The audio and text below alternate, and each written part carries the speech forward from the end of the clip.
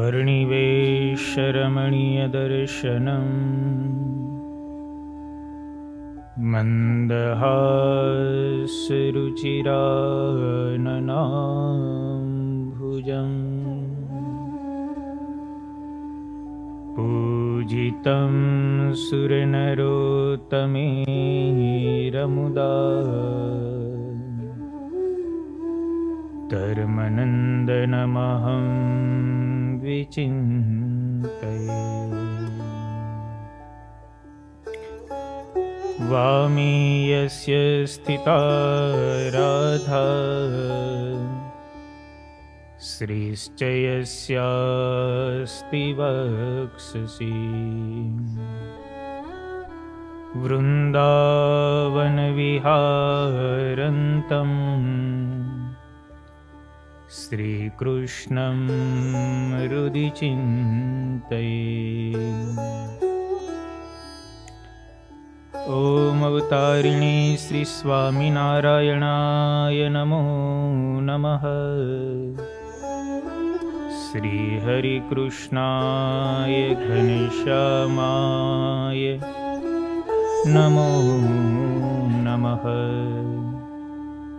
श्री पूर्णपुरुषोत्तमाय नमो नमः।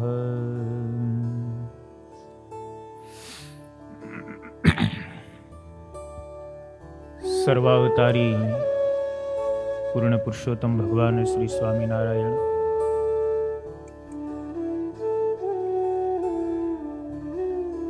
परम पूज्य सद्गुरु महंत मोहन प्रसाद दास जी स्वामी, परम पूज्य सद्गुरु कृष्ण जीवन दास जी स्वामी, सर्वे वाला भक्तजनों ने जय स्वामीनारायण।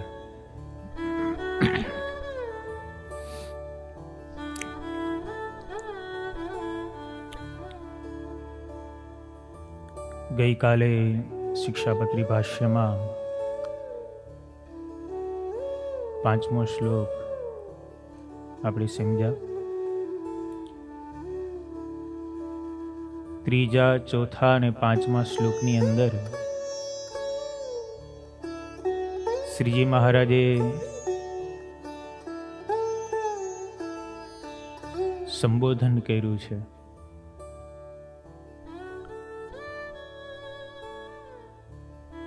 સર્વપ્રથમ ધર્મદેવના પુત્ર એવા રામપ્રતાપભાઈ અને ઈચ્છારામભાઈ, એમના બંને સુપુત્ર અયોધ્યા પ્રસાદજી મહારાજ અને રઘુવીરજી મહારાજ, કે જેમને શ્રીજી મહારાજે પોતાના દત્તક પુત્ર તરીકે સ્વીકાર કરી અને સમગ્ર સંપ્રદાયની જે ધુરા હતી એને 2 વિભાગમાં વિભાજિત કરી અને અમદાવાદ દેશ અને વડતાલ દેશ એ બંને ગાદી ઉપર, અમદાવાદ દેશમાં અયોધ્યા પ્રસાદજી મહારાજ, વડતાલ દેશની અંદર રઘુવીરજી મહારાજને આચાર્ય પદ ઉપર પ્રસ્થાપિત કર્યા। એમનું સર્વપ્રથમ સંબોધન કર્યું। ત્યાર પછી બ્રહ્મચારીઓમાં સર્વશ્રેષ્ઠ અગ્રેસર એવા મુકુંદાનંદ બ્રહ્મચારી, જેને આપણે મૂળજી બ્રહ્મચારી કહીએ છીએ, એમને શ્રીજી મહારાજે યાદ કર્યા। સર્વગ્રહસ્થોમાં શ્રેષ્ઠ એવા મયારામ ભટ્ટને શ્રીજી મહારાજે યાદ કર્યા। સામૂહિક રીતે સદવા વિધવા સ્ત્રીઓને યાદ કરી। અંતમાં સર્વ સત્સંગની મા સમા અને સર્વ સાધુઓમાં અગ્રેસર એવા સદગુરુ મુક્તાનંદ સ્વામીને શ્રીજી મહારાજે સર્વપ્રથમ યાદ કર્યા। અને હવે પછીના શ્લોકની અંદર કહે છે, સ્વધર્મ રક્ષિકા મે તેહી સર્વેર વાચ્યા સદા શિષઃ શ્રીમન્નારાયણ સ્મૃત્યા સહિતા શાસ્ત્ર સંમતા। તેહી સર્વેહી, આ પૂર્વે જેના જેના નામ કહ્યા એ બધા નામ કહ્યા એટલા જ નહીં, કારણ કે મહારાજે મયારામ ભટ્ટ આદિક સર્વગ્રહસ્થ માત્ર, સર્વગ્રહસ્થ માત્રને માટે મહારાજે બધાને યાદ કર્યા છે, પણ એકનું નામ લીધું છે. મુકુંદાનંદ આદિક સર્વ બ્રહ્મચારીઓ, મુક્તાનંદ આદિક સર્વ સાધુઓ, એ બધાએ શું તો કે વાંચવા. શું વાંચવા? તો કે સદા આશીષ, અમારા આશીષ એમને વાંચવા. એ આશીષ કેવા છે? તો પેલું વિશેષણ શ્રીજી મહારાજે આ શ્લોકની અંદર લખ્યું, સર્વધર્મ રક્ષિકા. પોતાના ધર્મની રક્ષાને કરનારા એવા અમારા આશીર્વાદ છે. તે આશીર્વાદને તમારે બધાએ સ્વીકારવા, વાંચવા. એ સર્વધર્મની રક્ષાને કરનારા છે એટલું જ નથી, એ આશીર્વાદ, એ આશીષ કેવા છે? તો શાસ્ત્ર સંમતા, શાસ્ત્ર સંમત છે. કોઈ કલ્પિત આશીર્વાદ કે દેવા ખાતર દીધા એવા આશીર્વાદ નથી. અમે જે આશીર્વાદ આપ્યા છે તે શાસ્ત્ર સંમત આશીર્વાદ આપ્યા છે કે આ શિક્ષાપત્રી પ્રમાણે જો તમે વર્તશો તો શાસ્ત્રને આધારે મહારાજ અમે આશીર્વાદ આપીએ છીએ, તમારા બધાનું કલ્યાણ થશે. આ લોકમાં પણ તમે પરમ સુખને પ્રાપ્ત કરશો અને પરલોકમાં પણ તમે પરમ સુખને પ્રાપ્ત કરશો.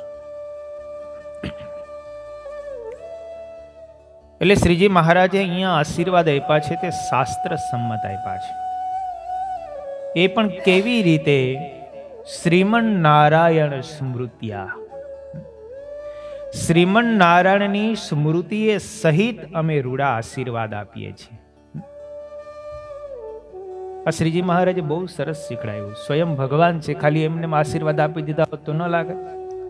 એને શ્રીમન નારાયણ ભગવાનની સ્મૃતિએ સહિત આશીર્વાદ આપવાની શું જરૂર હતી? પણ આપણને શીખડાવે છે. મોટા સંતોની તમે જોજો રીત, આશીર્વાદ આપતા હોય ને તો એમ જ કહેતા ભગવાન તમારું સારું કરશે, જાઓ તમારું સારું થઈ જશે, એમ નથી. બોલા બાવા હોય બોલતા હોય ને, જા બચ્ચા તેરા અચ્છા હો જાયેગા. મોટા સંતો ક્યારે એમ આશીર્વાદ ના આપે, મહારાજ સારું કરશે, અથવા તો એમ કે અમે મહારાજને પ્રાર્થના કરશું ભગવાન સારું કરશે. ભગવાનને જે મુખ્ય રાખી અને આશીર્વાદ આપે એ આશીર્વાદ ફળીભૂત થાય. એમ મહારાજ અહીંયા આશીષ આપે છે, પણ તમે જુઓ કેવી રીતે. શ્રીમન નારાયણ સ્મૃત્યા, શ્રીમન નારાયણની સ્મૃતિએ સહિત, પાછા શાસ્ત્ર સંમત અને તમારા બધાની રક્ષાને કરનારા એવા રૂડા આશીર્વાદ અમે આપીએ છીએ, તેને તમારે બધાએ વાંચવા. આવો મહારાજે આશીર્વાદ આપ્યો છે. સતાનંદ સ્વામી ભાષ્યની અંદર એવું લખે છે કે સ્વધર્મ રક્ષિકા, એની વ્યુત્પત્તિ કરતા એવું કહે છે, સ્વધર્મસ્ય રક્ષાયાભિ તાહ સ્વધર્મ રક્ષિકા. જે આશીર્વાદથી આપણા બધાના ધર્મની રક્ષા થાય ને એવા શ્રીજી મહારાજના આશીર્વાદ છે. તે આશીર્વાદ કેવા છે? તો કે સત આશીષ છે. સત શબ્દની અહીંયા વ્યુત્પત્તિ એવી કરી, એક તો સત્ય આશીર્વાદ છે અને બીજું સદા રહેનારા આશીર્વાદ છે. એ આશીર્વાદ ક્યારેય મિથ્યા થાય તેવા નથી. અને જ્યાં સુધી આ શિક્ષાપત્રીનું પાલન કરતા રહીએ ત્યાં સુધી એ બધાને જ લાગુ પડે એવા આશીર્વાદ છે. જે કોઈ યુગો સુધી શ્રીજી મહારાજની હયાતીમાં હતા એને જ આશીર્વાદ આપ્યા એવું નથી. યુગો સુધી જે કોઈ આ શિક્ષાપત્રીનું પાલન કરશે ને તે સર્વને માટે આ આશીષ છે. આગળના શ્લોકની અંદર શ્રીજી મહારાજ લખે છે, એકાગ્રેણેવ મનસા પત્રિલેખ સહેતુક અવધાર્યોયમ ખીલૈઃ સર્વજીવહિતાવહ.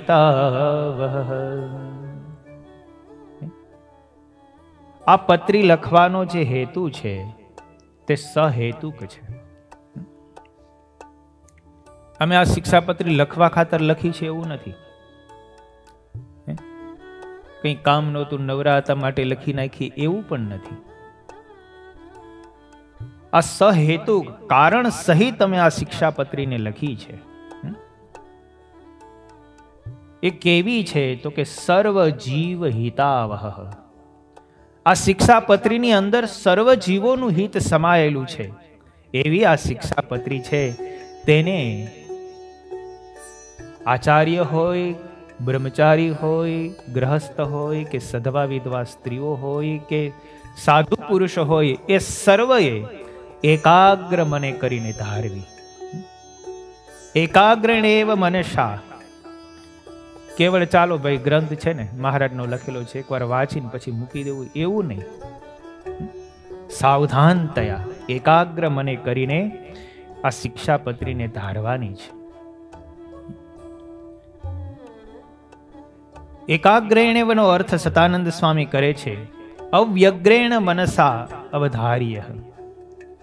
તમારું મન અવ્યગ્ર ન હોવું જોઈએ. તમારું ચિત્ત જ્યારે એકદમ શાંત હોય, જ્યારે કોઈ પ્રકારના રજોગુણ તમોગુણના ઘાટ સંકલ્પ ન થતા હોય, સત્વગુણ પૂર્ણ રીતે વૃદ્ધિને પામેલો હોય, એ સમયે આ શિક્ષાપત્રીનું પઠન પાઠન કરવું અને એને ધારવી, વિચારવી, એક એક શ્લોકને સમજવા અને પછી એનું જીવનમાં પરિપાલન થાય તેનો પ્રયાસ કરવો.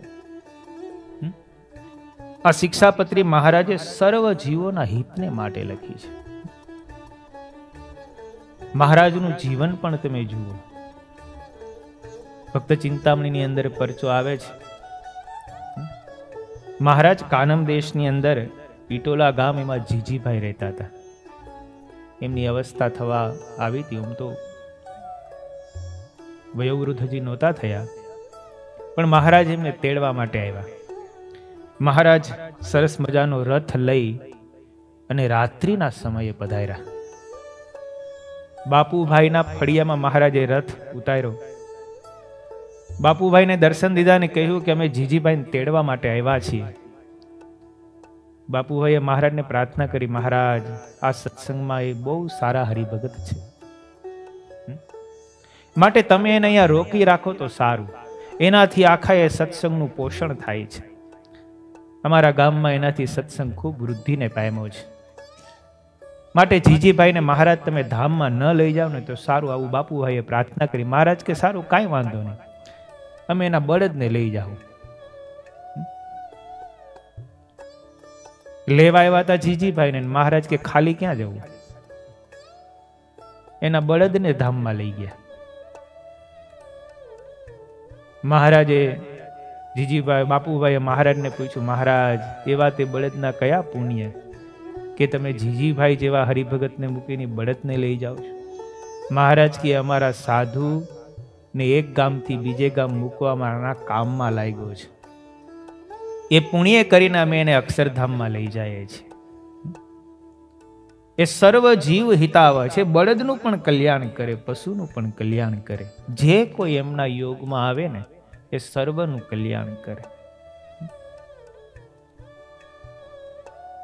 મહારાજ એક વખત કરજીસણ જન્માષ્ટમીનો ઉત્સવ કરીને પાછા ફરતા હતા. માર્ગમાં અડાલજ વાવ આવી, અમદાવાદની પેલી બાજુ આવે છે, મહેસાણા જતા. મહારાજ ને સંતો ને બધા બેઠા. મહારાજે નિષ્કુળાનંદ સ્વામીને કીધું, સ્વામી તરસ લાગી છે, થોડુંક પાણી લઈ આવો ને. નિષ્કુળાનંદ સ્વામી પાણી લેવા માટે કૂવામાં ગયા. મહારાજને માટે પાણી ભરીને ગાડીને લાવતા હતા. એમાં દિવાલમાં એક લેખ લખેલો હતો. સદગુરુ નિષ્કુળાનંદ સ્વામી એ લેખ વાંચ્યો. એ રૂડબાઈએ લખાવેલો હતો લેખ. મહારાજની પાસે પાણી ભરીને લાવ્યા. મહારાજને જળ આપ્યું. પછી મહારાજને વાત કરી, મહારાજ આ સરસ મજાની નકશીવાળી વાવ છે, પણ એ રૂડબાઈએ કરાવેલી છે અને લેખની અંદર એને એવું લખેલું છે કે આ કૂવાનું કોઈ સંત મહાત્મા પાણી પીવે અને એનાથી મારું કલ્યાણ થાય ને મને આશીર્વાદ આપે એવી કૃપા વરસાવે તો સારું. આમે જે કૂવો બનાવેલો છે એ યાત્રાળુઓનો માટે અને ભગવાનના ભક્તોને માટે કરેલો છે. એ રૂડબાઈ હિન્દુ હતા, પણ ખૂબ રૂપવાન હતા, યુવાન હતા. એક મુસ્લિમ રાજા એને પરણવા માટે તૈયાર થયા. રૂડબાઈએ મનમાં વિચાર કર્યો, જો આને ના પાડીશ તો મારા પરિવારને મારી નાખશે, મને બળપૂર્વક લઈ જશે. પણ હું કંઈક એવી યુક્તિ કરું કે જેથી કરીને મને પરણે પણ નહીં, મારું વ્રત પણ ભંગ ન થાય, મારો ધર્મ પણ ભંગ ન થાય. એટલે એણે મુસ્લિમ રાજાને કીધું કે હું તમારા માટે તમારી સાથે પરણવા તૈયાર છું, પણ મારો એક સંકલ્પ છે, સંકલ્પ તમે પૂરો કરો તો હું તમારી સાથે પરણું. પેલો મુસ્લિમ રાજા એમની સાથે આસક્ત તો હતો જ, એટલે જે કે એમ કરવા માટે તૈયાર થયો. રૂડબાઈએ એટલું જ કીધું કે મારે એક એવો કૂવો ગળાવો છે, નકશી વાળો. એ કૂવો મારો પૂર્ણ થાય ને, એ પૂર્ત કર્મ મારે કરાવવું છે. એ કૂવો ગળાઈ જાય ને પછી હું તમારી સાથે પરણું. એટલે મુસ્લિમ રાજાને એમ કે કૂવો ગળવામાં વાર કેટલી લાગશે? 2-3 મહિનામાં કે 6 મહિનામાં ગળાઈ જશે. એટલે રાજાએ વચન આપી દીધું. મંત્રીઓ અને કારભારીઓ હતા એને કીધું કે આ રૂડબાઈને જેટલું જોઈએ એટલું દ્રવ્ય આપજો રાજમાંથી, અને એને જેવો કૂવો ગળાવો હોય ને એવો કૂવો ગળાવી દેજો. કોઈ પ્રકારની મુસીબત પડવી ન જોઈએ, એની ઈચ્છા પ્રમાણે જ થવું જોઈએ. એટલે પછી રાજાનો આદેશ થયો, કારભારીઓને બધાને માનવું જ રહ્યું. જેટલું દ્રવ્ય જોઈએ એટલું રાજમાંથી મળે એમ હતું, અને જેટલો સમય લાગે ને જેવી એની ઈચ્છા હોય રૂડબાઈની એ પ્રમાણે કરવાનું હતું. પછી તો રૂડબાઈએ કારીગરોને બોલાવ્યા અને એને કહ્યું મારે એવો કૂવો ગળાવો છે કે જે કૂવો ગળાવતા ગળાવતા 40 થી 50 વર્ષ વહી જવા જોઈએ, ભલે ગમે તેટલી વાર લાગે. પછી તો કારીગરોએ એવો પ્લાન કર્યો, લાલ પથ્થર ઉપર નકશી વાળો કૂવો, 9 માળ સુધી નીચે જાય એટલો ઊંડો. તમે એ કૂવાના દર્શન કર્યા હશે બધાએ, અડાલજની વાવના.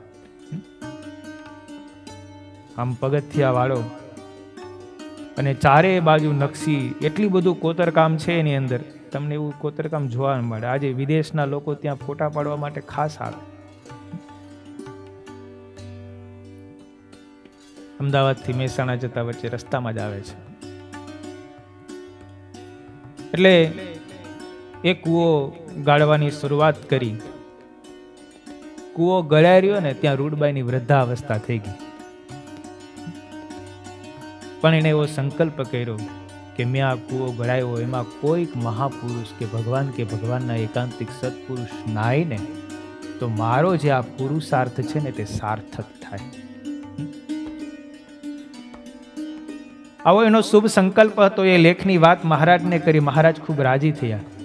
મહારાજે પછી ત્યાં સંકલ્પ કર્યો કે રૂડબાઈ આટલો સરસ મજાનો કૂવો બનાવ્યો, સરસવના દાણાથી આ કૂવો ભરાય. કેટલો ઊંડો! મહારાજ કે સરસવના દાણાથી આ કૂવો ભરાય, અને કોઈ તીરનો ચલાવનારો અહીંયા કાંઠા ઉપર ઊભો રહીને ઉપર તીર ફેંકે અને જેટલું ઊંચું જાય એટલો ઊંચો ડુંગર થાય, એટલો સરસવથી આ કૂવો ભરાય ને એટલા જીવનું મહારાજ કે અમારે કલ્યાણ કરવું છે. આવો મહારાજે સંકલ્પ કર્યો ત્યાં. એટલે લખ્યું અહીંયા સર્વ જીવ હિતાવહ. ગુણાતીતાન સ્વામીની વાતોમાં નથી લખ્યું. મહારાજ કે અમે 100 કરોડ મનવારો લાવ્યા છે. હીરા મોતી પુખરાજ લાલ સાલ બધું જ ભરીશું. છેલ્લે બાકી ગારો ભરીને પણ અમે લઈ જશું. ગારો એટલે તુચ્છ જેવા જીવ હોય એનું પણ કલ્યાણ કરવું છે. સાધુના સમાગમમાં આવ્યા હોય, આચાર્યના સમાગમમાં આવ્યા હોય, હરિભગતના સમાગમમાં આવ્યા હોય, બ્રહ્મચારીના સમાગમમાં, પાર્ષદના સમાગમમાં આવ્યા હોય, એ બધાનું અમારે કલ્યાણ કરવું છે. ગુણાતીતાન સ્વામીનો તો ત્યાં સુધીનો સંકલ્પ, કોઈ સત્સંગીના ગોળાનું પાણી પાય કે એને પાણી પીવડાવે કે એનું પાણી પીવે, એ બધાનું અમારે કલ્યાણ કરવું છે. ઈ અડાલજની વાવ ગળાવનારા રૂડબાઈ બીજા જન્મની અંદર ધરમપુરના કુશળ કુંવરબાઈ થયા. અને મહારાજનો એમને યોગ થયો પરમ ચૈતન્યાનંદ સ્વામીને લઈને. બહુ સરસ એમની કથા છે. પરમ ચૈતન્યાનંદ સ્વામી સભાની અંદર બેઠા હતા. ટૂંકમાં આમ તો એનું આસન પહેલા હતું. બહુ સારા વિદ્વાન હતા. મહારાજને માટે કોઈ ફળ લઈ આવે ને તો પરમ ચૈતન્યાનંદ સ્વામીને માટે પેલા ફળ મૂકવું પડે ને પછી મહારાજની પાસે મૂકી શકાય. આવા થોડાક માની હતા. પેલી લાઈનમાં એમનું આસન પડતું. એક વખત થોડાક સભામાં મોડા થયા. મહારાજે એની જગ્યા ઉપર બીજા સંતને બેસાડી દીધા. મહારાજ કથા વાર્તા કરે, સંતો બધાની દ્રષ્ટિ મહારાજ સન્મુખ. પરમ ચૈતન્યાનંદ સ્વામી આવ્યા. પાછળથી જોયું મારું આસન તો પેક થઈ ગયું છે. પાછળ આટા મારે, સભામાં નીચે બેઠા નહીં. મહારાજે સભામાં વાત કરતા કરતા કહ્યું, કોઈ મૂર્તિમાન માન જોયું છે? માન એ જો પાછળ આટા મારે. મહારાજે એવું કહ્યું. પરમ ચૈતન્યાનંદ સ્વામીને ખોટું લાગ્યું અને ગઢપુર છોડીને જવા માટે તૈયાર થઈ ગયા. એમની પાસે 60 સાધુ હતા. એવડું મોટું મંડળ હતું. એ પણ બધા તૈયાર થયા. ઘેલા નદીને કાંઠે પરમ ચૈતન્યાનંદ સ્વામીએ બધા સંતોને બેસાડીને કીધું, બેસો બેસો સંતો, તમે ત્યાગી શું કામ એને થયા છો? મહારાજને મળવા માટે, મહારાજને ઓળખવા માટે, આત્યંતિક કલ્યાણ કરવા માટે તમે સાધુ થયા છો.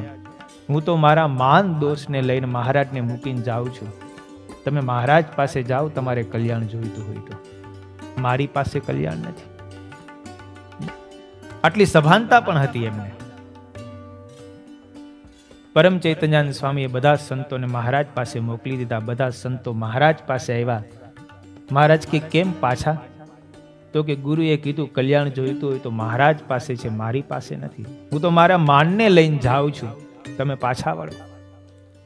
મહારાજ એવું બોલ્યા કે ગયા એ સત્સંગી ને આવ્યા એ કુસંગી.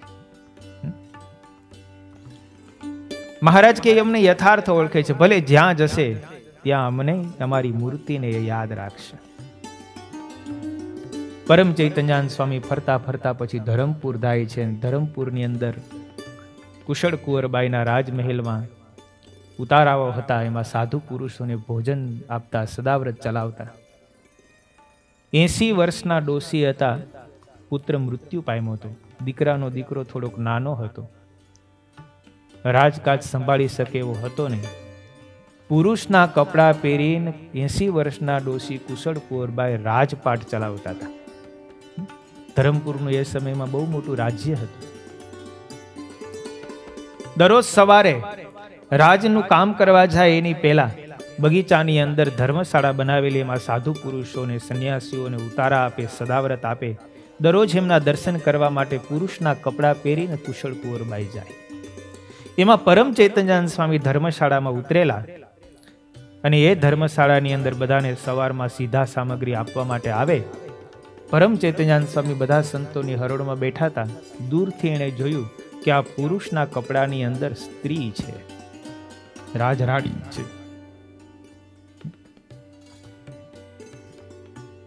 એટલે પરમ ચૈતન્યાનંદ સ્વામી પાસે આવે ને એની પેલા જ ઉભા થઈને થોડાક દૂર ખસી ગયા અને કહ્યું કે અમને અટતા નહીં. પરમ ચૈતન્યાનંદ સ્વામીની આ ક્રિયા જોઈને કુશળ કુંવરબાઈને થયું, અહીંયા ઘણા સાધુ સંતોને બાવાઓ આવે છે, અમને હથોહથ અમને પગે લાગવા દે છે, અમારી હથોહથ સીધા સામાન લઈએ છે, પણ આવા સાધુ જોયા નથી. કારભારીને કીધું કે આ કોણ છે જાણો. પરમ ચૈતન્યાનંદ સ્વામીને પૂછ્યું. પરમ ચૈતન્યાનંદ સ્વામી કહું, ભગવાન સ્વામિનારાયણનો સાધુ છું. અમે સ્ત્રી ધનના ત્યાગી છીએ. અમે સ્ત્રીઓની સાથે બોલતા નથી, એમની સાથે વાતો કરતા નથી, એમને જોતા નથી, અમે એનો સ્પર્શ કરતા નથી. કુશળ કુંવરબાઈને ખૂબ ગુણ આવ્યો એમનો. પછી તો સીધા સામાન લઈને રાજપાટની અંદર ગયા, પણ કારભારીને કીધું કે સાધુની અમારે વાતો સાંભળવી છે. એ ભગવાન સ્વામિનારાયણના સાધુ છે એવું એમણે કહ્યું હતું. અમે પણ સાંભળ્યું છે કે કાઠિયાવાડની અંદર ભગવાન સ્વામિનારાયણ કહેવાય છે, સાક્ષાત ભગવાન છે, સમાધિઓ કરાવે છે. એ ભગવાનની વિશે અમારે જાણવું છે. પરમ ચૈતન્યાનંદ સ્વામીને રાજમહેલની અંદર બોલાવવામાં આવ્યા. પડદા નખાણા. કારભારીઓને કીધું તમે આગળ બેસો અને મહારાજને અમે કહીએ ને, એ સ્વામીને અમે કહીએ તે પ્રશ્ન પૂછ્યો. ભગવાન સ્વામિનારાયણ કોણ છે, એમનો જન્મ ક્યાં થયો, એમણે શું શું ઐશ્વર્ય ચમત્કારો બતાવ્યા છે, બધું પૂછ્યું. પરમ ચૈતન્યાનંદ સ્વામીએ મહારાજના જન્મથી લઈ અને ગઢપુર બિરાજે છે ત્યાં સુધીના બધા જ ચરિત્રોની વાતો કરી. મહારાજના ચરિત્રની વાતો સાંભળીને પરમ ચૈતન્યાનંદ સ્વામીના મુખથી નીકળતી વાણીને સાંભળીને કુશળ કુંવરબાઈને મનમાં એમ થયું કે જો સાક્ષાત ભગવાન હોય ને તો મારે એમને મળવું છે, એમના દર્શન કરવા છે, મારે કૃતાર્થ થવું છે. બહુ દેવી આત્મા હતા પૂર્વજન્મના એ, અને દરરોજને માટે એમના રાજમહેલની અંદર ભાગવતની કથા થતી. બ્રાહ્મણ આવીને ભાગવતની કથા એમને સંભળાવતો. કુશળ કુંવરબાઈ દરરોજ ભાગવતની કથા સાંભળતા. દસમ સ્કંદના ઉત્તરાર્ધની કથા આવે, રૂક્ષ્મણી વિવાહની કથા આવે, ત્યારે કુશળ કુંવરબાઈ પેલા બ્રાહ્મણને કહે, જે રીતે શ્રી કૃષ્ણ ભગવાને રૂક્ષ્મણીનો હાથ પકડ્યો ને, એ રીતે તારો ને મારો બ્રાહ્મણ જ્યારે ભગવાન સાક્ષાત હાથ પકડશે ને ત્યારે આપણું કલ્યાણ થશે, ત્યાં લગ્ન નહીં થાય. આવા એ દેવી આત્મા હતા. મહારાજના ચરિત્રો જ્યારે પરમ ચૈતન્યાનંદ સ્વામીના મુખેથી સાંભળ્યા, બહુ આનંદ આવ્યો એમને. પછી તો પરમ ચૈતન્યાનંદ સ્વામીને રાજગુરુ તરીકે જાહેર કર્યા. હાથીની અંબાડી ઉપર પરમ ચૈતન્યાનંદ સ્વામીને બેસાડે અને આખા એ નગરમાં ફેરવે. આ વાતની જાણ મહારાજને ગઢપુરની અંદર થઈ કે પરમ ચૈતન્યાનંદ સ્વામી તો ધરમપુરના રાજગોર થયા છે અને હાથીની અંબાડી ઉપર એમની સવારી નગરમાં નીકળે છે. મહારાજને થયું કે અમારો સાધુ આટલો સન્માનિત થાય એ બહુ યોગ્ય નહીં, આ તો માયામાં ડૂબો કહેવાય. સભામાં સદગુરુ મુક્તાનંદ સ્વામીને કીધું, સંતોની સભા બેઠી હતી, મહારાજે વાત કરી કે હાથી ડૂબે તો કોણ કાઢી શકે? સંતોએ કીધું, મહારાજ હાથી કૂદે ને તો હાથી હોય તો કાઢી શકે. મહારાજે મુક્તાનંદ સ્વામીને કીધું, સ્વામી હાથી ડૂબ્યો છે, તમારે જવું પડશે. મહારાજે મુક્તાનંદ સ્વામીને આદેશ કર્યો. મુક્તાનંદ સ્વામી સંત મંડળની સાથે ધરમપુર ગયા. આ બાજુ ધરમપુરની અંદર મુક્તાનંદ સ્વામી મંડળ સાથે પધારે. ત્યાં તો રાજનગરની અંદર નગરમાં હાથીની અંબાડી ઉપર પરમ ચૈતન્યાનંદ સ્વામીની સવારી નીકળતી હતી. દૂરથી મુક્તાનંદ સ્વામીને આવતા જોયા. પરમ ચૈતન્યાનંદ સ્વામીએ મહાવતને કીધું, હાથી ઝુકાવજે. તો કે હજી રાજમહેલ દૂર છે. તો કે ભલે રાજમહેલ દૂર રહ્યો પણ મારા ગુરુ આવે છે. હાથી ઝુકાયો. પરમ ચૈતન્યાનંદ સ્વામી નીચે ઉતર્યા અને મુક્તાનંદ સ્વામીને દૂરથી દંડવત કરવા લાગ્યા. મુક્તાનંદ સ્વામી એમને બેઠા કર્યા. પછી તો મુક્તાનંદ સ્વામીને હાથીની અંબાડી ઉપર બેસાડ્યા અને રાજમહેલ તરફ લઈ ગયા. કુશળ કુંવરબાઈને કહ્યું કે આ મુક્તાનંદ સ્વામી છે ને તો અમારા પણ ગુરુ છે. પરમ ચૈતન્યાનંદ સ્વામીથી એટલા બધા પ્રભાવિત જે કુશળ કુંવરબાઈ હતા, જ્યારે એણે એમ સાંભળ્યું કે આ તો અમારા પણ ગુરુ છે, એ મુક્તાનંદ સ્વામીથી વધારે પ્રભાવિત થયા. એમના મુખેથી કથા વાર્તા સાંભળી. મુક્તાનંદ સ્વામીની વાણી સાંભળીને કુશળ કુંવરબાઈને બહુ સંતોષ થયો. પછી એમણે મુક્તાનંદ સ્વામી અને પરમ ચૈતન્યાનંદ સ્વામીને કહ્યું કે તમે મહારાજને, એ દાદા ખાચરના પરિવારને અને દરબારોને બધાને અહીંયા બોલાવો ને તમે પણ અહીંયા જ રહો. પછી સંદેશો મોકલાયો અને મહારાજ આવ્યા. આખા એ ગઢપુર વાસીઓ અને જીવબા લાડુબા ને બધાને સાથે લાવ્યા મહારાજ. પછી ધરમપુરની અંદર રાત્રિના સમયે મહારાજ થોડાક દિવસ ત્યાં રોકાણા અને રાત્રિના સમયે મહારાજને ભૂખ લાગી. જીવબા લાડુબા બધા હતા. મહારાજે મૂળજી બ્રહ્મચારી પણ સાથે હતા. મૂળજી બ્રહ્મચારીને કીધું, અમને ભૂખ લાગી છે. મૂળજી બ્રહ્મચારી કે મહારાજ આ ગઢપુર નથી, કે હાલો જીવબા લાડુબા પાસે જઈને અત્યારે લઈ આવીએ. અત્યારે રાત્રિના સમયે શું હોય? અત્યારે બધા સૂઈ ગયા છે, કોઈ જાગતો નહીં હોય. મહારાજે કીધું, જાઓ રાણીવાસમાં, જાગતા હશે. મૂળજી બ્રહ્મચારી રાણીવાસમાં ગયા તો કુશળ કુંવરબાઈ જાગતા હતા. વાત કરી, મહારાજને ભૂખ લાગી છે. એ ઉંમરે કુશળ કુંવરબાઈ રાજમાતા હતા. મહારાજને ભૂખ લાગે એવું સાંભળ્યું એટલે તરત જ રસોડામાં ગયા અને પોતાના હાથે બાજરા રોટલો ઘડીને લાવ્યા. દહીં હતું, દહીં લાવ્યા, અથાણું લાવ્યા. મૂળજી બ્રહ્મચારી કે લાવો હું લઈ જાઉં, તો કે ના, હું જ આવું છું લઈને. અને એક કુશળ કુંવરબાઈ લઈને આવ્યા. મહારાજને પ્રાર્થના કરી, મહારાજ આજ તો મારે તમને જમાડવા છે, જો અવસર આપો તો. મૂળજી બ્રહ્મચારીને મહારાજે કીધું, બ્રહ્મચારી તમે થોડાક દૂર બેસો, કુશળ કુંવરબાઈ ભલે જમાડ્યા છે. અને એ કુશળ કુંવરબાઈ મહારાજને જમાડવા માટે બેઠા. મહારાજને ખૂબ આગ્રહ કરીને પીરસે છે. મહારાજને તૃપ્ત થયા ભોજન કરીને, છતાં પણ અડધોથી અડધો ચોથા ભાગનો રોટલાનો ટુકડો કાપીને મહારાજને આગ્રહ કરવા માટે પીરસે. મહારાજે કુશળ કુંવરબાઈનું કાંડું પકડી લીધું. એનો સંકલ્પ હતો. મહારાજે સંકલ્પને જાણી ગયા કે જ્યાં સુધી ભગવાન તારું મારું પેલા બ્રાહ્મણને કહેતા કાંડું નહીં પકડે ને ત્યાં સુધી કલ્યાણ નહીં થાય. મહારાજે કુશળ કુંવરબાઈનું કાંડું પકડી લીધું. કુશળ કુંવરબાઈ એટલું કીધું, મહારાજ હવે આ કાંડું મૂકતા નહીં હો. મહારાજ કે અમે તમને ધામમાં લઈ જાશું, જાઓ. એ કુશળ કુંવરબાઈ મહારાજ પછી ત્યાંથી નીકળ્યા પછી થોડો જ સમય રહ્યા અને પછી કુશળ કુંવરબાઈ મહારાજના ધામમાં સીધા આવ્યા. મહારાજે એ કુશળ કુંવરબાઈનું સારંગપુરના બીજા વચનામૃતમાં એમને યાદ કર્યા, નામ લખ્યું છે. લોયાના ત્રીજા વચનામૃતમાં પણ એમનું નામ લખ્યું છે, નિશ્ચયની ભૂમિકામાં. મહારાજ કે કુશળ કુંવરબાઈ અમારા દર્શન કરતા જાય ને વૃત્તિ પલટાવીને મૂર્તિને અંતરમાં ઉતારતા જાય, માટે એ જેવા દર્શન કરે છે ને એવા દર્શન કરવા. એમ સારંગપુરના બીજા વચનામૃતમાં આ વાત કરીને નિશ્ચયમાં પણ લોયાના ત્રીજા વચનામૃતમાં એમને યાદ કર્યા છે.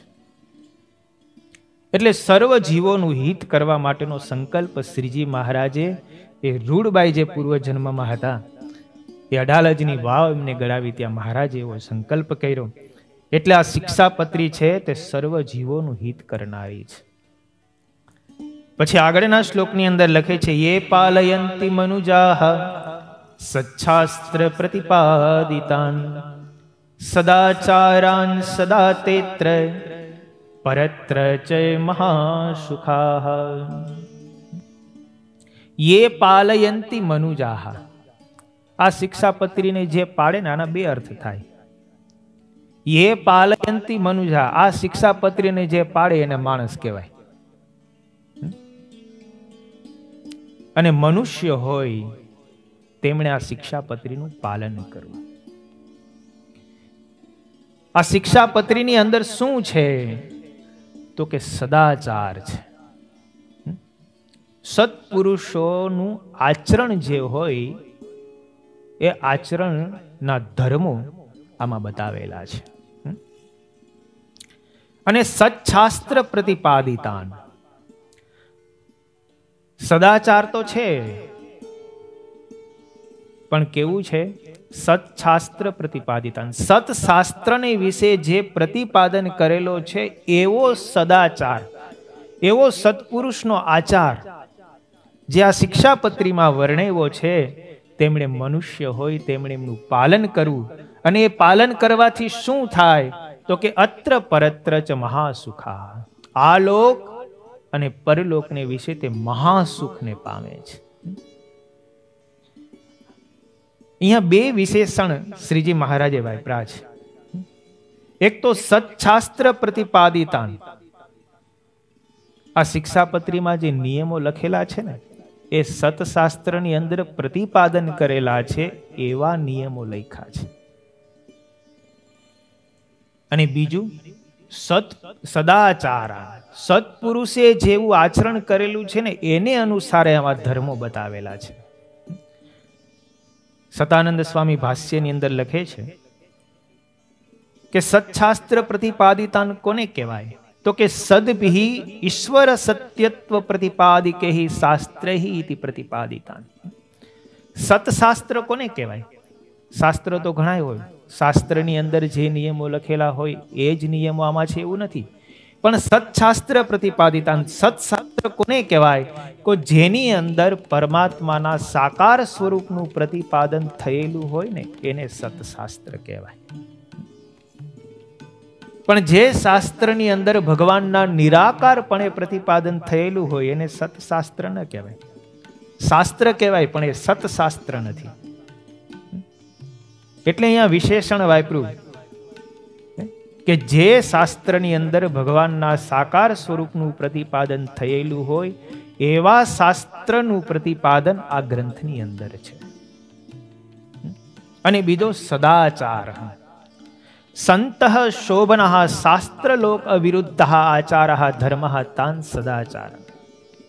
સદાચાર કોને કહેવાય? તો કે શાસ્ત્રમાં અને લોકમાં મળતું આવે એવું જેનું આચરણ હોય એને સત આચરણ કહેવાય, એને સત્પુરુષનું આચરણ કહેવાય. શાસ્ત્રમાં અને લોકમાં મળતું ન આવતું હોય એવું જે આચરણ હોય ને એને સદાચાર ન કહેવાય. એટલે બે વિશેષણ છે. સતશાસ્ત્ર પ્રતિપાદિતા કેવળ એક નહીં, બેયનો સમાવેશ વાળું હોવું જોઈએ પાછું. નહીતર કેવળ શાસ્ત્રમાં પ્રતિપાદન કરેલું હોય આપણે એને જ આચરીએ તો વેદની અંદર હિંસા કરવી એવું પણ લખેલું છે. તો આપણે એમ કહીએ ભાઈ શાસ્ત્રમાં લખ્યું છે, સ્વયં વેદમાં એમ લખેલું છે કે હિંસા કરવી,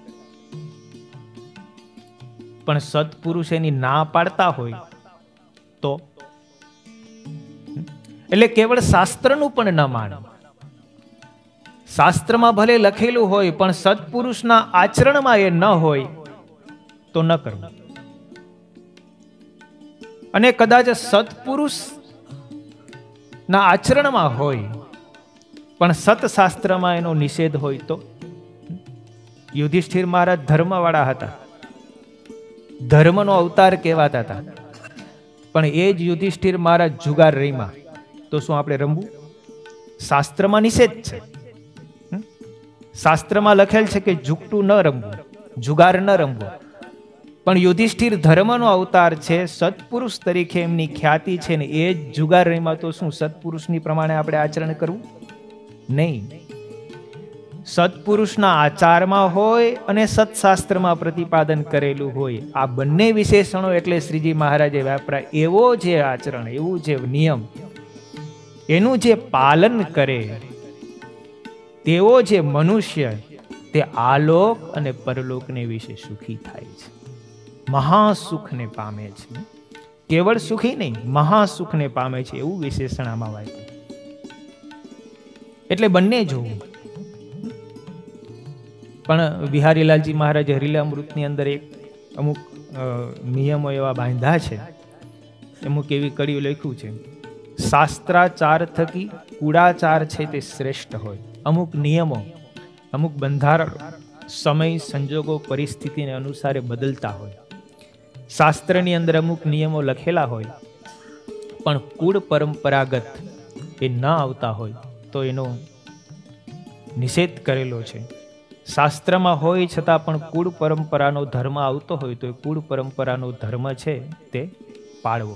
શ્રીજી મહારાજે જુઓ શિક્ષાપત્રીમાં લખ્યું છે, બ્રાહ્મણ હોય ને અમારો સત્સંગી થયો હોય તો પણ એને ઉર્ધ્વપુંડ્ર તિલક, રુદ્રાક્ષની માળા એ પોતાના કુળ પરંપરા પ્રમાણે આવતી હોય તો એને ધારણ કરવી.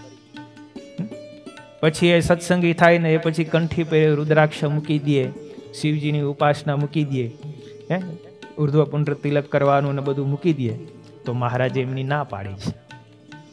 એટલે કુળ પરંપરાનો જે ધર્મ આવતો હોય એ ધર્મનું પ્રતિપાદન, એમનું પરિપાલન કરવું. એટલે આ એક નિયમ બતાવ્યો છે. પણ પછી કુળ પરંપરાથી જ સત્સંગમાં હોય તો પછી એને કઈ વાંધો નથી. એટલે એ જોવું, નહીતર મનુ બાપા કહે કે અમે તો નથી કરતા કઈ. પણ એ પરંપરાથી જે સત્સંગમાં હોય તો એ કોઈ બાધ નથી.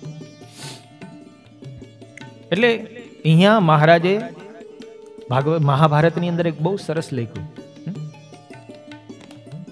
ઘણીવાર આપણને મૂંઝવણ થતી હોય, અમુક શાસ્ત્રોની અંદર અમુક ક્રિયા કરવા માટેની હા પાડી હોય, અમુક શાસ્ત્રોની અંદર એ જ ક્રિયા કરવા પાછળની પાછી ના પાડી હોય. ઘણીવાર તમે જુઓ ને, આપણે ઘણી બધી સ્મૃતિઓ છે એમાં કરવું શું એવું આપણે મનુસ્મૃતિ છે, પરાશર ઋષિ છે, યાજ્ઞવલ્ક્ય ઋષિની સ્મૃતિ છે,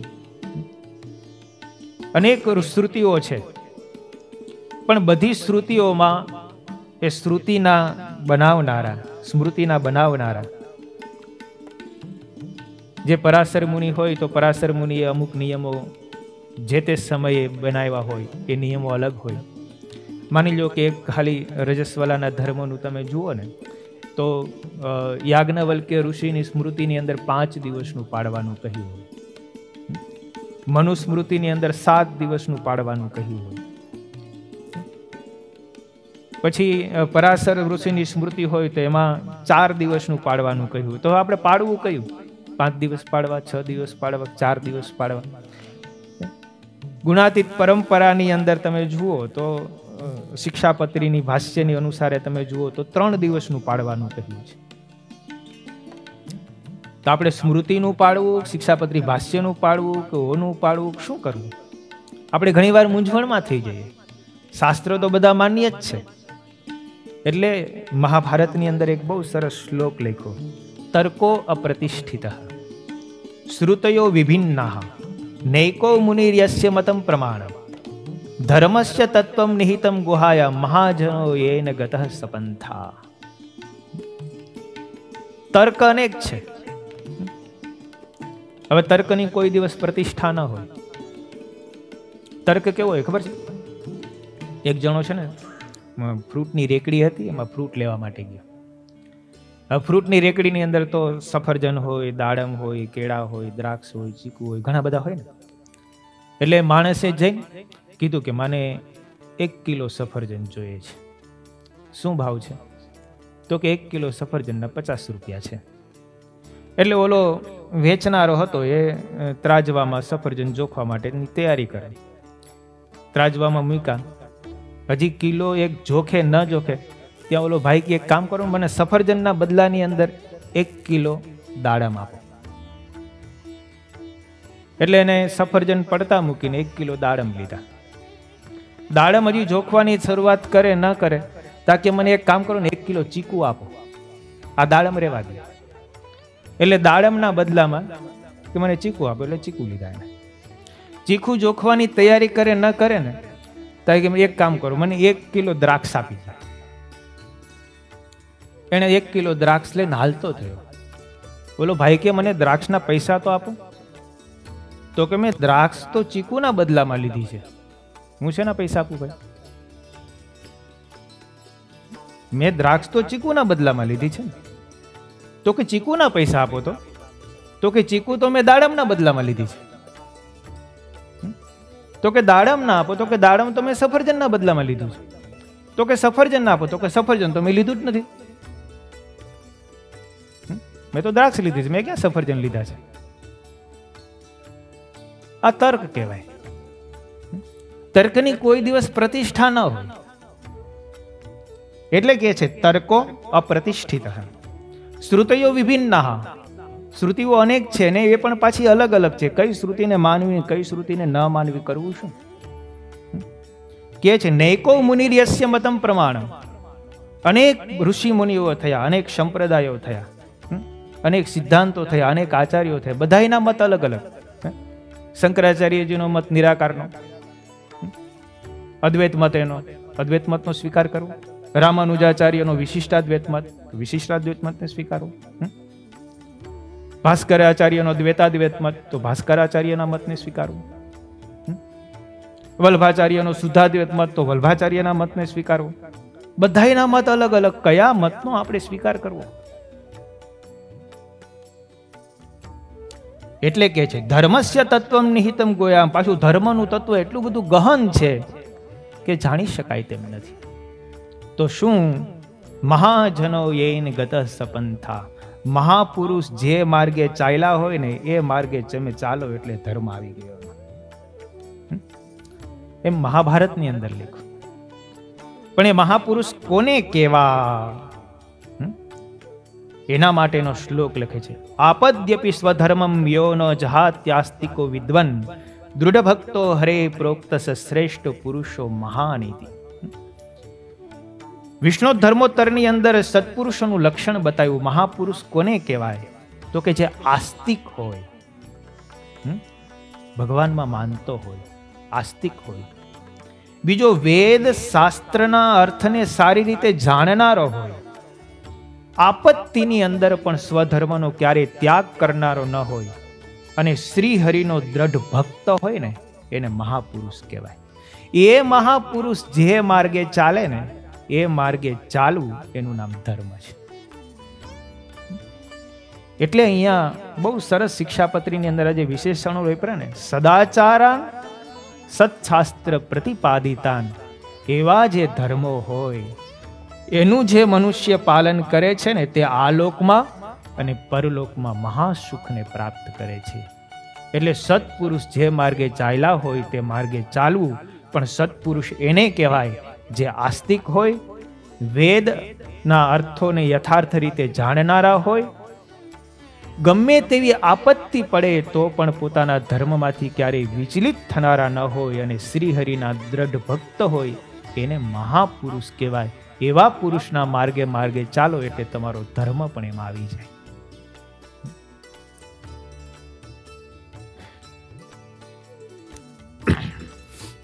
શ્રીજી મહારાજ ત્યાર પછી આગળના શ્લોકની અંદર લખે છે,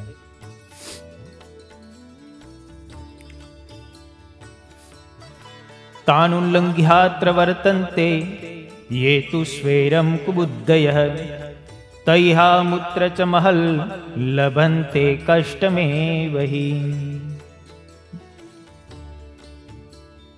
જે કુબુદ્ધિ વાળો મનુષ્ય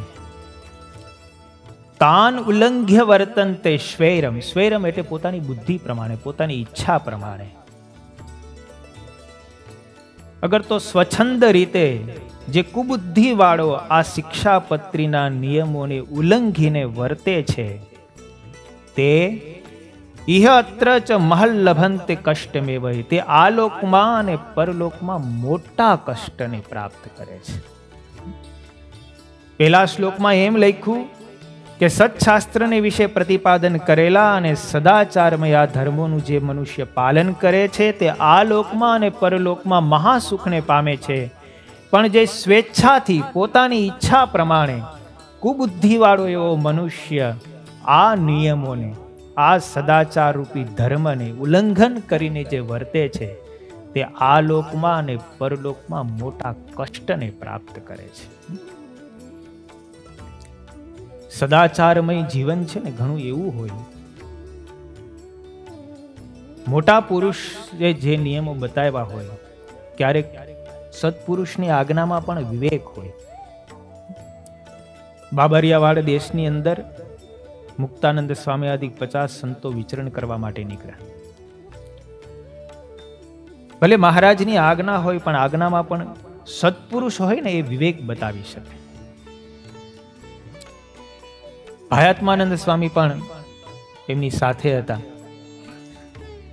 પછી એક ગામથી બીજે ગામ ફરતા ફરતા સંતો વિચરણ કરતા હતા. એમાં સંતોને 3 દિવસના ઉપવાસ થયા. મુક્તાનંદ સ્વામી, ભાયાત્માનંદ સ્વામી, મોટેરા સંતો, એની સાથે બીજા 50 જેટલા સંતો હતા. 3 દિવસના ઉપવાસ થયા. એમાં ત્રીજા દિવસે રાત્રિના સમયે એક બ્રાહ્મણ આવ્યો, સુખી સમૃદ્ધ હતો. નિર્મળ સંતોને જોયા, મુક્તાનંદ સ્વામીની પાસે બેઠો આવ્યો. એમની સાથે મુક્તાનંદ સ્વામીના મુખેથી વાતો સાંભળી. એમને થોડોક સંતોષ થયો. મનમાં થયું કે આ સંતોને જમાડવા જેવા છે. એટલે મુક્તાનંદ સ્વામીને કીધું કે કાલે સવારે મારે તમને બધા સંતોને જમાડવા છે. મુક્તાનંદ સ્વામીએ કીધું, સાદું ભોજન કરજો, અમે જમવા માટે આવીશું. 3 દિવસના ઉપવાસ હતા. સ્વામીએ હા પાડી, પણ સ્વામીએ કીધું, જોજો અમારે ખટરસના નિયમ છે, માટે એવું કરજો, ઘી તેલનો ઉપયોગ ન થાય એવું બનાવજો. પેલા બ્રાહ્મણે બીજા દિવસે બ્રાહ્મણોને બોલાવી અને સંતો માટે રસોઈ તૈયાર કરી. ઠાકોરજીને ધરાવવા માટેનો જે થાળ હતો ને, એ થાળમાં ખીચડીમાં થોડું ઘી નાખ્યું. ભગવાનને થાળ ધરાવવામાં આવ્યો, સંતોની પંક્તિ બેઠી, સંતોને બધાને ખીચડી પીરસવામાં આવી. પણ ભાયાત્માનંદ સ્વામી થોડાક બહુ ચિકિત્સા વાળા હતા. ખીચડી પીરસાણી, ખીચડી મોઢામાં મૂકીને ઘીની સુગંધ આવી ગઈ. મહારાજની આજ્ઞાનો લોપ થયો. બધા સંતો હજી કોળીઓ મોઢામાં મૂકવા માટે જાય ને, ત્યાં એમણે ઊભા થઈને કીધું કે અનીડો દગો છે આમાં ઘી છે, માટે કોઈ સંતો ખાતા નહીં, ખાશો તો મહારાજની આજ્ઞાનો લોપ થશે. 3 દિવસના ઉપવાસ, સંતોના પત્તર પીરસાઈ ગયેલા. હાથમાં કોળિયા લેવા માટે, ખીચડી હાથમાં છે અને મોઢામાં મૂકવા માટે જાય, એ સમયે ના પાડી, કરવું શું? ખાય તો મહારાજની આજ્ઞાનો લોપ થાય. એ સમયે તમે જુઓ મુક્તાનંદ સ્વામીએ કેવો વિવેક વાપર્યો. મહારાજની આજ્ઞા છે, ખાય તો આજ્ઞાનો લોપ તો કહેવાય જ ને. પણ મુક્તાનંદ સ્વામીએ બધા સંતોને કીધું, સંતો તમ તારે જમી લ્યો, જો નહીં જમીએ તો બ્રાહ્મણનો અપરાધ થશે. બ્રાહ્મણે ભાવથી આપણા માટે રસોઈ બનાવી છે, ભગવાનને ભોગ ધરાવ્યો છે, અને નહીં જમીએ તો આ બ્રાહ્મણનું બધું પડ્યું રહેશે, અન્નનો બગાડ થશે. બ્રાહ્મણનો આપણે ભાવ સ્વીકારશું નહીં તો બ્રાહ્મણનો દ્રોહ થશે. બે બાજુ હવે કરવું શું? એક બાજુ મહારાજની આજ્ઞા છે ને એક બાજુ બ્રાહ્મણની ભાવના છે. મુક્તાનંદ સ્વામીએ વચ્ચેનો રસ્તો કાઢી લીધો. મુક્તાનંદ સ્વામી કે બધા સંતો જમી લ્યો, મહારાજ ઠપકો આપશે ને તો હું માથે ઓઢી લઈશ. અને બધા સંતોને જમાડ્યા. પછી વિચરણ કરતા કરતા ગઢપુર ગયા. ભાયાત્માનંદ સ્વામીએ જઈને મહારાજને બધી પ્રસંગ બનેલો એ ઘટનાની વાત કરી દીધી. મહારાજ કે મુક્તાનંદ સ્વામીએ આવું બધું કરાવ્યું છે, તમારી આજ્ઞાનો ભંગ કરાવ્યો છે. પણ એમ ન કીધું ભાયાત્માનંદ સ્વામી કે સંતોને 3 દિવસના ઉપવાસ હતા, પણ તમારી આજ્ઞાનો ભંગ થયો છે. મુક્તાનંદ સ્વામીએ મહારાજે મુક્તાનંદ સ્વામીને બોલાવ્યા. મુક્તાનંદ સ્વામીએ બનેલી ઘટનાની બધી વાત કરી. મહારાજ સંતોને 3 દિવસના ઉપવાસ હતા. 3જા 4થા દિવસે સવારમાં ખીચડી મળી. જો ન જમાડું તો એમનું શું થાય સંતોનું? અને પેલા બ્રાહ્મણની ભાવના છે એ પણ તૂટી જાય. મહારાજને તમારો અભાવ ગુણ આવે, સાધુનો અભાવ ગુણ આવે, એટલા માટે મેં જમાડ્યા. મહારાજ મુક્તાનંદ સ્વામીની વાત સાંભળીને બહુ રાજી થયા. મહારાજે કીધું કે આ તમે તો માં છો, માં જો દીકરાનું ધ્યાન નહીં રાખે તો કોણ રાખશે? તમે 3 દિવસના ઉપવાસ વાળા સંતોને જમાડ્યા ને બહુ સારું કહ્યું. અને એ સમયે મહારાજે મુક્તાનંદ સ્વામીને માનું બિરુદ આપ્યું કે માં હોય ને એ જ આવો નિર્ણય લઈ શકે, બીજાનું કામ નથી. એટલે શાસ્ત્રોની અંદર નિયમો હોય, પણ સમય સંજોગો પરિસ્થિતિને લઈને શાસ્ત્રોમાં બીજા અપવાદો પણ આપેલા હોય. એ અપવાદને જે જાણતો હોય ને એ આ બધું કરી શકે. શાસ્ત્રોમાં લખ્યું છે 3 દિવસના ઉપવાસ થયા અને 4થે દિવસે અન્ન મળે એમ ન હોય ને તો શરીરને ટકાવી રાખવું એ મહત્વનું છે. એ સમયે તમે શૂદ્રના ઘરનું કદાચ અન્ન કે જળ પીઓ ને તો પણ કોઈ દોષ નથી. શાસ્ત્રોમાં લખ્યું છે 3 દિવસના ઉપવાસ થયા હોય, 4થે દિવસે તમને અન્ન મળે એવી કોઈ શક્યતા ન હોય, અને એ સમયે શૂદ્રના ઘરનું અન્ન તમને મળે એમ હોય તો એ સમયે શૂદ્રના ઘરનું અન્ન મુઠ્ઠીભર ખાવાથી જો તમારા પ્રાણ બચતા હોય ને તો શૂદ્રના ઘરનું પણ અન્ન ખાવામાં કોઈ દોષ નથી, એમ શાસ્ત્રમાં લખેલ છે. એ શાસ્ત્રના વિવેકને મુક્તાનંદ સ્વામી જાણતા હતા, એટલે એમણે છૂટી આપી દીધી.